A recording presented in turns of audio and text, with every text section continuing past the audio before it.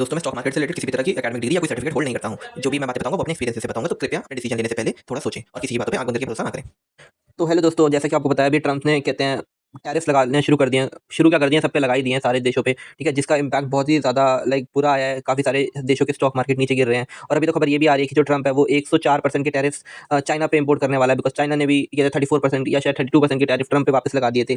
तो ऐसे में कहते हैं जब सारे कंट्रीज़ के मार्केट गिर रहे हैं, तो ऐसे में ये बहुत ज़्यादा ज़रूरी हो जाता है कि जानना कि क्या हमें इन्वेस्टमेंट करनी चाहिए। जैसे कि अगर आज के निफ्टी की मैं बात करूँ, जो हमारा निफ्टी 50 है, वो अभी के समय में 0.59% से गिर रखा है। अगर मैं पिछले 5 दिनों की बात करूँ, तो पिछले 5 दिनों से निफ्टी गिर ही जा रहा है। और अगर मैं अमेरिकन मार्केट की बात करूँ, डो जोन्स, तो वो पिछले 5 दिनों के अंदर, हाँ, तो डो जोन्स पिछले 5 दिनों के अंदर लगभग -9.8% गिर चुका है, जो कि एक बहुत ही बड़ा अमाउंट होता है। तो इस सब हालात में क्या अभी के लिए इन्वेस्टमेंट करना सही रहेगा? बिकॉज़ हमने कई बार ये चीज़ जानी है कि जब शेयर की कीमत गिर जाती है, तब हमें शेयर खरीदना चाहिए।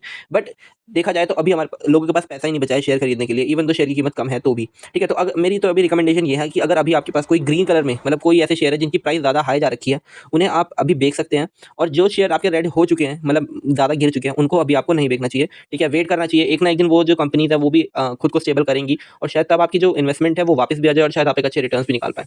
ठीक है, अब मैं बात करता हूँ कि मेरा जो पोर्टफोलियो है, ठीक है, उसका क्या हाल है? क्योंकि मैं काफ़ी पहले से इन्वेस्ट कर रहा हूँ, इवन तो मैंने काफ़ी ज़्यादा अमाउंट इन्वेस्ट नहीं किया है, फिर भी मेरी इन्वेस्टमेंट अभी ज़्यादा कुछ इफेक्ट नहीं हुई है।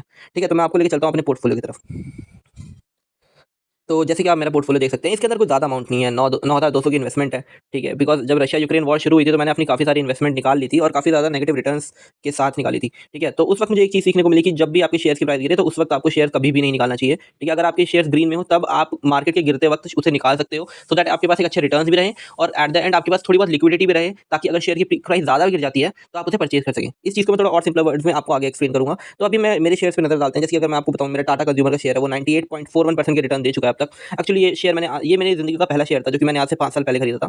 ठीक है, अगर वहीं दूसरी तरफ मैं बात करूँ हिंदुस्तान यूनिलीवर का, तो ये अब तक 14.62% के रिटर्न दे चुका है। ठीक है, जो कि काफ़ी अच्छे रिटर्न है और पिछले 2 साल के अंदर ये रिटर्न मुझे मिले हैं। ठीक है, क्योंकि पिछले 1-2 साल से हिंदुस्तान यूनिलीवर के शेयर की प्राइस कुछ ज़्यादा ठीक नहीं चल रही है। कभी-कभार ये काफ़ी ऊँचा हो जाता है, कभी-कभार काफ़ी नीचे हो जाता है। तो काफ़ी ज़्यादा वॉलेटिलिटी के साथ आज की डेट में मैं इस शेयर को खरीदना रिकमेंड नहीं करूँगा। बट ठीक है, अगर आप लॉन्ग टर्म इन्वेस्टमेंट करने के बारे में सोच रहे हैं, तो हिंदुस्तान यूनिलीवर आज के टाइम में आपको काफ़ी सस्ते में मिल सकता है। ठीक है, जैसा अभी मार्केट चल रहा है, गिर रहा है मार्केट, उस हिसाब से। तो अगर हाँ, तो इसका भी मेरे पास एक ही शेयर है। अगर मैं बात करूँ इन्फोसिस का शेयर है ये, तो ये भी मैंने इस पे भी मुझे 8.3% के पॉजिटिव रिटर्न्स मिले हैं, जो कि मैंने आज से शायद 1 डेढ़ साल पहले खरीदा था। 2 शेयर्स खरीदे थे मैंने, ठीक है। तो मतलब ये भी अच्छा ग्रीन निशान अभी शो कर रहा है, ठीक है। मार्केट के साथ-साथ ये भी गिर रहा है। तो अभी ये सारे शेयर्स मैं बेच दूँगा, ठीक है, जहाँ मुझे लग रहा है कि ये गिरेंगे, ठीक है। जिनकी प्राइस मुझे ऊपर जाती हुई दिख रही है, जैसे हिंदुस्तान यूनिलीवर 2.64% के रेट से आज ऊपर गया, तो मैं शायद इसे ना बेचना पसंद करूँगा। टाटा कंज्यूमर भी नहीं बेचूँगा, ठीक है। इन्फी को मैं आज बेच दूँगा, मैं ये सोच रहा हूँ, ठीक है। और अगर मैं बात करूँ मैक्स हेल्थ की, तो एक्चुअली पिछले साल मैंने मार्च के महीने में ये शेयर खरीदा था।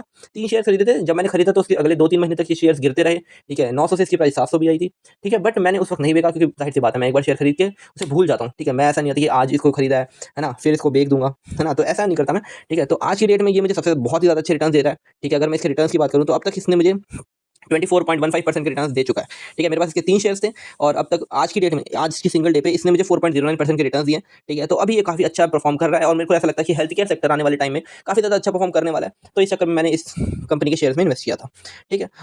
टाटा मोटर्स की अगर मैं बात करूँ, तो टाटा मोटर्स काफ़ी ज़्यादा बुरी तरीके से गिर रहा है, -25.93% से, ठीक है। अगर मैंने जब ये शेयर खरीदा, तो मैंने ये सोच के खरीदा था कि हो सकता है ईवी ऊपर जाए, तो इस वजह से मेरे को काफ़ी ज़्यादा प्रॉफिट होने की आशंका थी, ठीक है। बट ये काफ़ी ज़्यादा नीचे गिर रहा है, तो मैं अभी इसको होल्ड करना ज़्यादा पसंद करूँगा। बिकॉज़ मैं सोच रहा हूँ कि देखो, ऑलरेडी नेगेटिव में जा रखा है, तो एक अच्छे रिटर्न्स की मैं उम्मीद करता हूँ इन फ्यूचर। मुझे लगता है कि एक टाइम पे कंपनी स्टेबल होएगी, इनके जो शेयर्स हैं वो स्टेबल होंगे और मुझे अच्छे रिटर्न मिल जाएँगे, ठीक है। बिकॉज़ वैसे भी मेरी कोई भारी इन्वेस्टमेंट तो है नहीं, मैं ₹200 अभी ₹500 लेकर भी कौन-सा ही कुछ बहुत ज़्यादा फ़ायदा हो जाएगा, तो इसलिए अभी इसे रहने देते हैं, ठीक है। टाटा स्टील भी मेरा कहते हैं काफ़ी अच्छा परफॉर्म नहीं करा है। पिछले 1 सालों में इसकी परफॉर्मेंस कुछ खास नहीं रही है। मैं काफ़ी 1 डेढ़ साल हो गया होगा मुझे इसे खरीदे और -3.9% के रिटर्न दिए हैं।